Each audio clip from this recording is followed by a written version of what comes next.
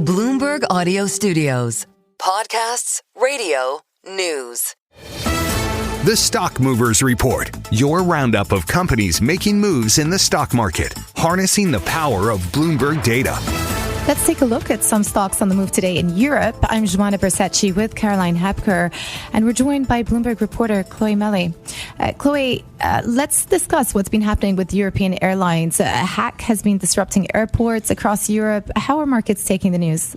Well, quite badly. So Lufthansa, IAG, which owns British Airways, and EasyJet were all weaker at the open this morning on the back of that cyber attack that you mentioned, which caused delays at airports in Berlin, London and Brussels. So this is all due to a cyber incident which took down Collins Aerospace software, which is used for check-in, boarding and baggage systems, which means that all of those airports had to process passengers manually. The worst hit was Brussels Airport, and it took the toughest measures. It asked some carriers to cancel some departures, and there were 25 flights that were cancelled on Saturday and 50 cancelled on Sunday as well. It said that more cancellations and more delays were expected on Monday. We'll probably see that in London and Berlin as well. And so it really highlights how a cyber incident like this can really disrupt European air travel for days. And it raises questions about how well those key tech suppliers like Collins Aerospace are protected against cyber attacks. And it seems that those attacks are actually becoming a little bit more widespread. There was a report by Thales, which is a French aerospace and defense company, that showed a 600% year-on-year increase in ransomware attacks in the aviation sector. So this is definitely a growing problem that will need to be addressed. Yeah, absolutely. Cyber attacks increasingly difficult for businesses to deal with. Other stories, though, that have caught our attention: Porsche putting the brakes on its electric vehicle plans, and that has been really driving shares lower. Yeah, absolutely. It was down quite a lot this morning, as well as parent company Volkswagen. So Porsche said that it would shelve plans for a future battery-powered luxury SUV, and it said that it would kind of move more towards combustion engine and hybrid models, so kind of changing its portfolio and moving away from those luxury electric cars, because there's just not enough demand for it. And that pivot is causing a 1.8 billion euro hit to operating profit, which means that it also led its Porsche and Volkswagen to slash their outlook for the year. So they now expect a return on sales of 2% for 2025. And for context, that number was 14% in 2024.